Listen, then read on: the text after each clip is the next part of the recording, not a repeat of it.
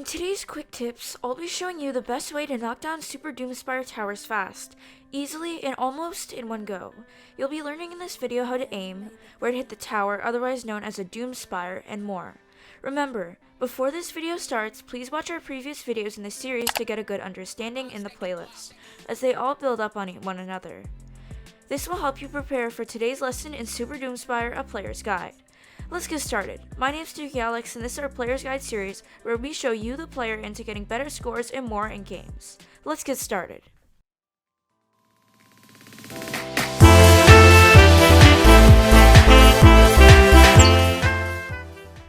Yo, what's up, Hashtag Squad, and welcome back to another video. Before we get started in this video, make sure to subscribe for the Sweatblocks drama, news, tips and tricks, and more. Don't forget to turn on the bell so that you never miss out on one of my videos, which are uploaded weekly to twice a week. In today's video, I'll be showing you multiple strategies on how to knock down towers, effectively known as Doomspires. Doomspires appear in the classic in 2 teams mode, which are crucial to the game mode. Let's get started with our first strategy.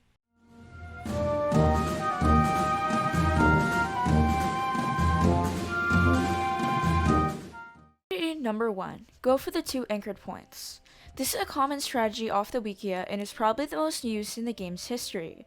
It is even stated in the game's data that the towers are anchored, otherwise known as stabilized, through 2 points, the top and the bottom.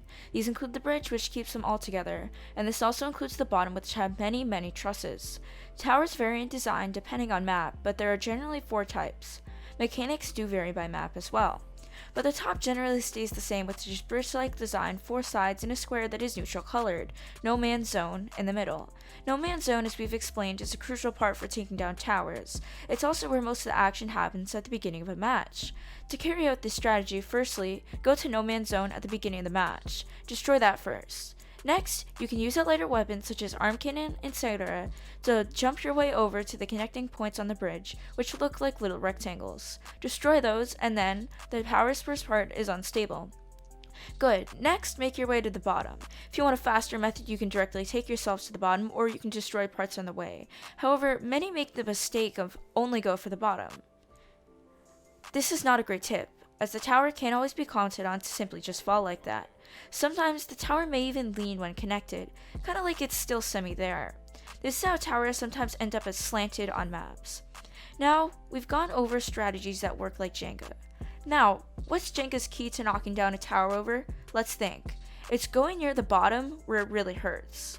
For example, take ruins. This helps you to know where to aim, as there's this triangle-like object that helps you remember, not intentionally, where to aim to get the tower knocked down. Once you're in the tower, use weapons such as lighter ones like Crystal Blaster, etc. to get yourself in. There are many different types of floors that spawn, etc. The windowed floor, and it's your job to study which floors fall so that way they can fall down. As you can see, there is corners. You should go for the corners first using bombs, which knock out the main stability of the floor. Sometimes you may wonder, why does it float? That's when you know you've done the strategy wrong, and it's okay to attempt again. We'll explain ways to recover this strategy if you messed up. The best way to doing it is knocking the key stable points in a tower, which there's around 6 per floor, and there are 2 ways to do this. You can take out one side or you can take it off the other. Sometimes this is known as taking out the bridge in the second to last 3rd floor. If the tower needs something to tip on, just like Jenga, make it uneven. You can use a trowel to avoid this strategy, or to even have it backfire where Jenga, one side is uneven and then boom, it goes down. Make a 2x2 high wall so that way you can lean on something and fall to the floor. Let's move on to our next strategy.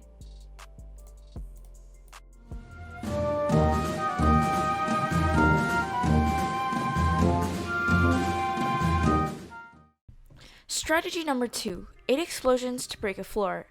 Each floor takes around 8 explosions. With 8 explosions, if you plan it out correctly, you can knock down floors.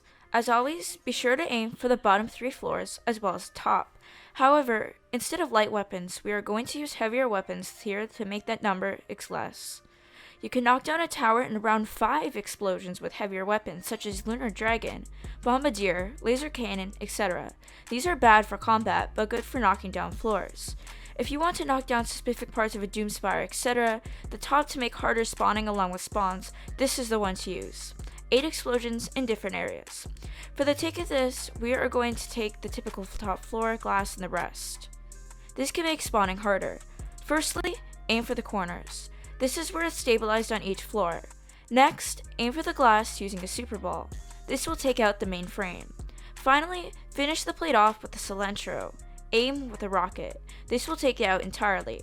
With the point spike on top, if you really want to be annoying, you can take that out with 3 bomb hits and take out the top, which makes it so that way when they spawn, you can get to doing strategy number 1 and taking out the rest of the floors.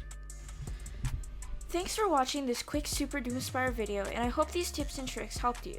If you have any more, leave them down below. I'd appreciate any feedback. See you all in the next video.